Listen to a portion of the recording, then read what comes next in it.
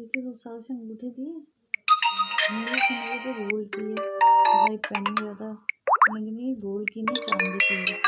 उसमें उन्होंने गोल्ड का पानी फिरवाया है।